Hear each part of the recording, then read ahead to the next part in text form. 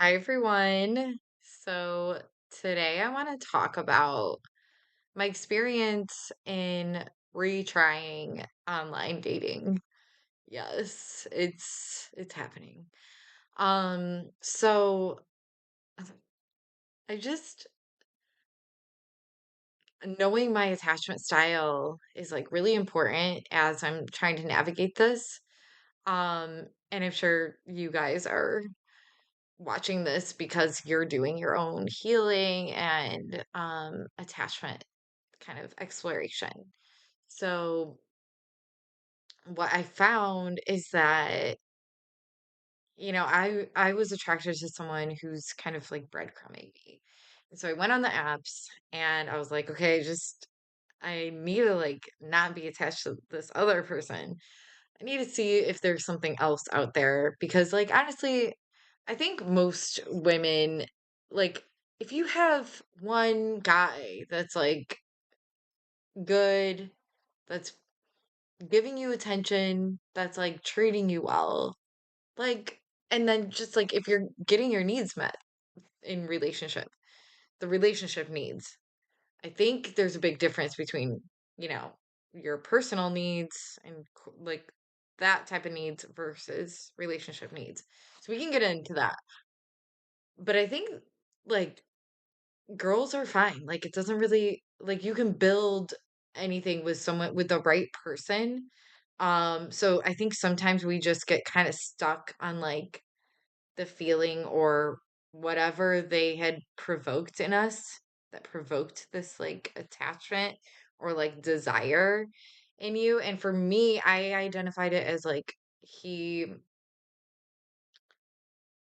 felt like he was listening well. Like that's a very basic human thing. And so I've been working on it just being heard in my other supportive relationships and that's honestly been working well. Honestly, it's been kind of eye-opening like you go through a shit ton of shit and then the people that you spent your entire life sacrificing for and doing all this stuff are literally MIA. So, I mean it's eye-opening, but anyways, I digress. So, diving into where we are now, with this guy, so I met on the dating app and he's got really, really high energy. Okay.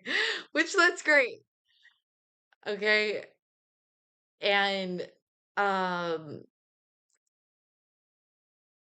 he's very enthusiastic and right off the bat was like trying and I've been documenting some of this stuff. So what I've documented so far, like we met one time, but there were certain things where I'm like, okay, it's kind of hard to like when you're going down this road of like signs of a manipulator, like red flags to avoid. It sometimes it gets a little murky when it's coming from an anxious attachment. And he literally said, like on date number one, that that was his attachment style. So I was like, oh no, oh no. I mean, because I tend to be pushed into my avoidant side when I am in that type of dynamic, and I already have been feeling it, just like really shut off. And I think a lot of it has to do with um the over communication and um like we were texting too and so like he got my number after date number one and the texting came off like a little like but I kind of put a stop to it because I let him know how introverted I am and like and he's a big phone call person too and so it was just like very intense like with the rate in which he responded. And it felt like, okay, I didn't even have time to respond to his messages because he was typing up another one and sending another message. So it was getting very overwhelming. And so I'm like, okay. And then on a phone call, like, and he's been sending videos to, because he feels like it's more personable. But what I noticed through all of this was that it felt like he was pushing this into something more than it was because you can't possibly know someone after meeting them for 3 hours. Like I just don't operate that way, and like I wasn't anticipating like the volume of correspondence in the week leading up to our next date. And so I've been a little like I mean I'm just keeping myself in check, I think, because you don't want to just assume that okay, this is manipulation, like or like I think he's just in a place where he's ready to find a relationship, but also I'm not sure if it's he's trying to fill a void because that's another thing. And honestly, I just don't have capacity for that type of like pressure because I have so many other things going on. Not to say like, oh, I'm so important, but like I've been working on building my network of friends and community, and that's what my primary focus is right now because relationships are so unstable and it's just so toxic out there. Like, I think establishing your community and your support system is should always be at the forefront. And so I'm really trying to prioritize that. And it's been going well. It's been making me feel good, like having like decent friends that I could just be open and honest with, Like it's like, okay, like that is cool that I finally found like people like that. Anyway, so the red flags, and they're not really the biggest red flag. It's just like things that keep adding up. So like on date number one, he was saying like um inviting me to eat dinner with his friends and him later. And then I was like, no, he said it nicely, okay? Um, but that's not a normal thing. Like and honestly, that's just not my pace. And like he wasn't offended by that. So I think when things like that come up, it's important to identify what is his reaction to your response. Um, but also knowing, okay, how he's putting on this performance now doesn't necessarily mean it's going to be the same down the road. So, yeah, he had a fine response. Like, he wasn't mad, but it was just like, okay, yeah, he was not like, whatever, forcing me to hang out with him more, which is good. Okay, next. He was trying to pop over and because he dropped me off after date number one because I am on crutches and I can't drive and I just had surgery on my foot. Like it's a whole thing. Okay. So he was nice enough to like offer all that and that was fine. And I felt like after like talking with him, I felt like he was a safe enough person like to drop me off. Um, Even though, of course, after all the stalking and everything, you're like, well, is this a good idea to let another person know? But like, I have so many friends and people like coming over and helping me. Um, yeah, I feel a little bit better about things. And I could always move if anything happens. So, okay. Anyways, so like within the next couple of days or whatever or like he started sending these videos, so that was another thing. And he was like sent a video of him like saying good morning, blah blah blah. And so I sent one back. And yeah, I just that's not typically something I would do. And I'm like, okay, I'm open to like pushing myself to do things. um but honestly, I don't really want to send a video every day. Like after doing this for like a week, I'm like, I don't really want to send a video today. It's just, I don't want to do it. It's not really me. I feel weird. And so that's another thing where it's like, I don't know if he's just because he said before he's just like really good on camera and like not in a weird way.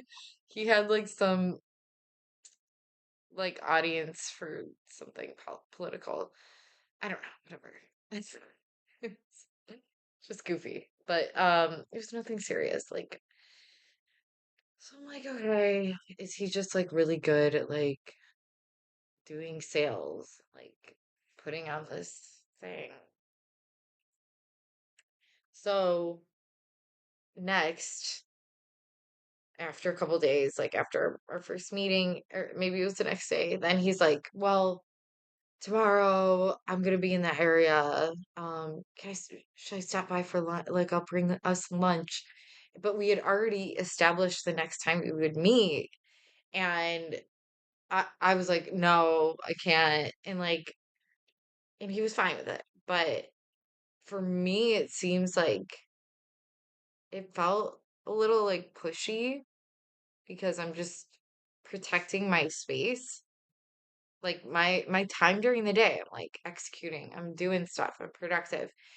And it like, yeah, I mean, I'm just like protecting that part of me.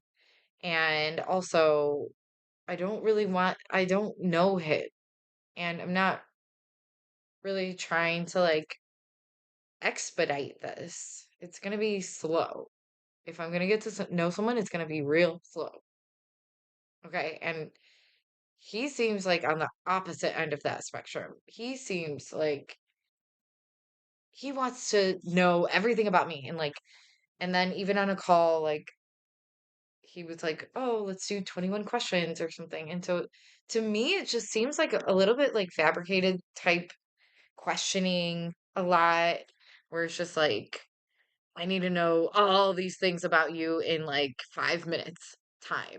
And to me, I'm more about like enjoying being around someone, enjoying the experience with someone.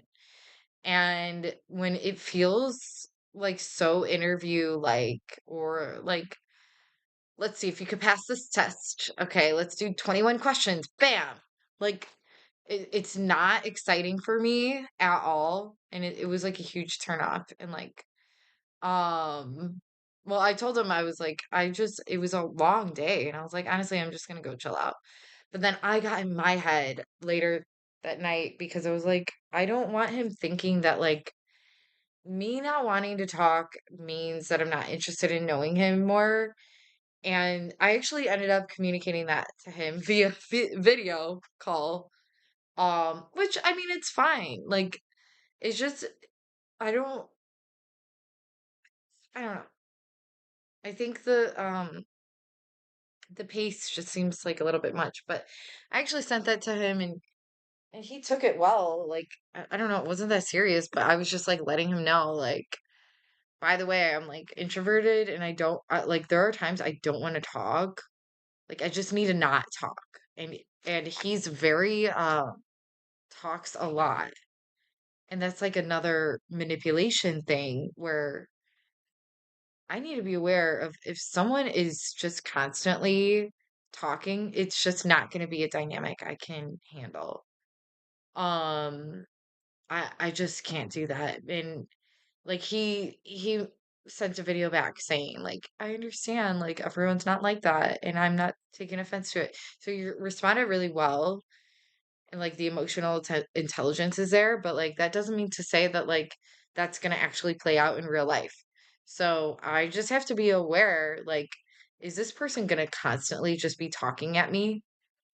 And it's like, okay, well, I had some like stuff going on and I ended up venting about it or whatever. And I don't know.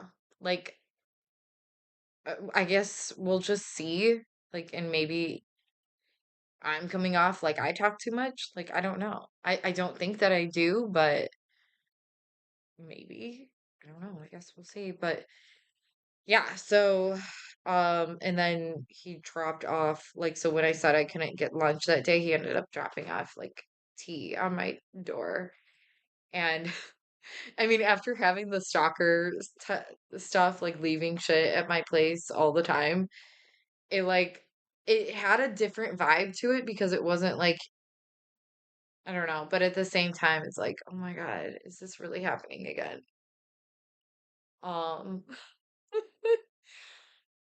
yeah, it didn't make me that uncomfortable. I think just because I've been so like, there's been a lot of people like just dropping me off all the time, and people coming in here, and um, so it's like not that weird at this point. Like if someone's gonna, um, so yeah, I think just with the stalker, it was like just a lot because I would try to put a boundary and then he'd just walk right over it, trample over it.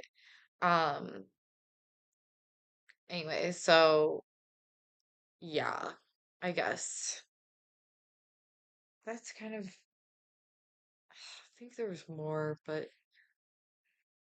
that's kind of the gist of it. I'm just kind of really gonna see how it goes and like, I don't know.